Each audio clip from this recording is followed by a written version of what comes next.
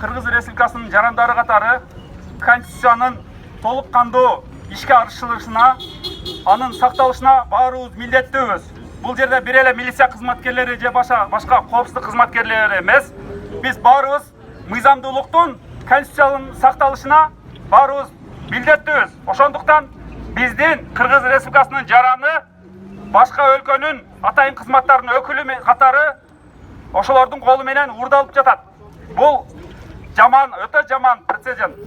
Эгер ушуга азыр тим коюп унчукпай тура турган болсок, эртең Кыргыз Республикасынын жарандарынын аброю такыр жер менен жексен болот. Ошондуктан биз өзүбүздүн жарандарыбыз кайда гана болбосун, Кыргызстанда болобу, чет өлкөдө болобу, алардын укугун коргой билишибиз керек. Баарыбыз бирөөбүз үчүн, бирөөбүз баарыбыз үчүн. Эгерде мен шарттуу сүйлөп атам, урматтуу туугандар. Шарттуу сүйлөп атам.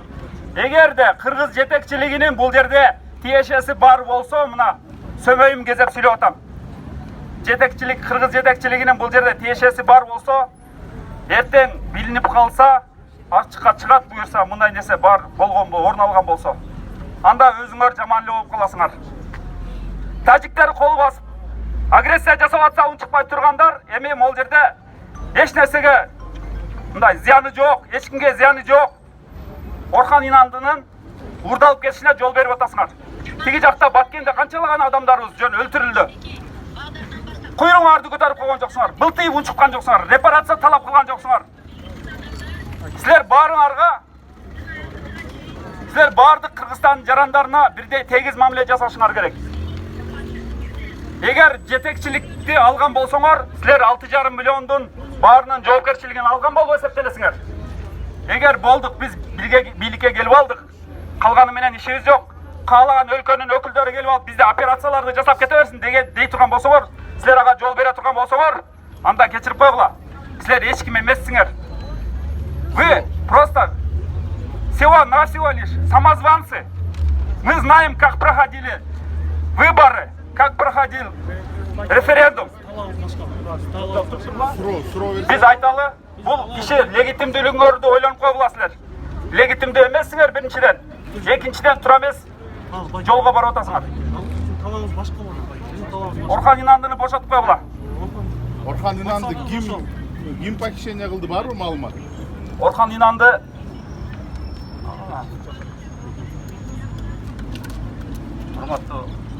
урматтуу мекендештер, биздин талабыбыз Кудай буйрса жетти деп ойлойбуз. Баардыгыңыздарга колдоо, ушул жерге келгениңиздерге чоң рахмат. Эч кандай провокация калтырбай, дуа кылып биринчиден Кудайдан сырык тиленебиз.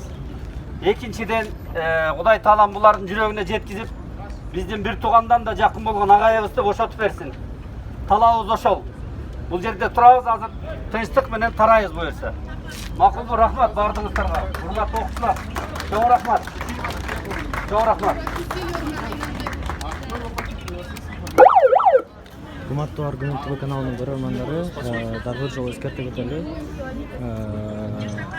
Кыргызстандагы Турция мамлекетинин элчилигинин алдында Сапат билим берүү мекемесинин негиздөөчүсүнүн бири Орхан Инандынын дайынсыз жоголгонуна байланыштуу Сапат билим берүү мекемесинин кызматкерлери, ошондой эле мугалимдери, кызматкерлери тарабынан Турция элчилигинин имаратынын алдында Орхан Инанды жөнүндө билген маалыматтар болсо же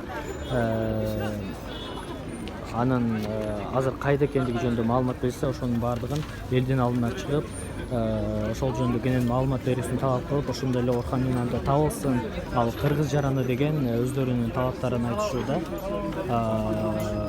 Биздин талабыбыз бул киши Орхан Инанды эртең мененки саат 4-тө белгисиз адамдардын себеби менен, в общем, украли этого, то есть выкрали, похитили этого человека.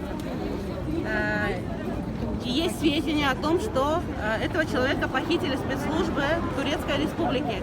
Поэтому этот человек является гражданином Кыргызской Республики. И мы сейчас на данный момент стоим. Почему? Потому что это безопасность нашей страны.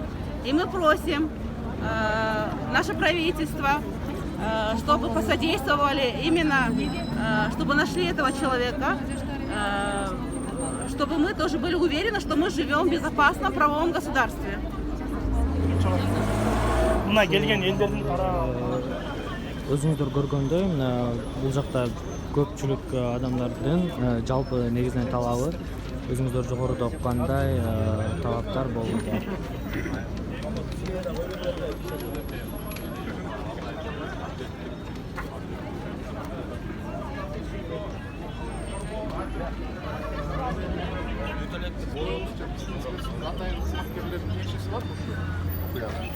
Егер тиешеси, мен азыр так айта албайм, тиешеси барбы деп. Бирок алар Кыргыз Республикасынын жетекчилигинен уруксат алган болсо, ошолордун уруксаты менен ушул нерсе кылынып аткан болсо, мен шарттуу айтып атам. Анда бул абдан туура эмес, биздин мамлекеттин аброюн жер менен жексен кыла турган абалга алып келип атат да.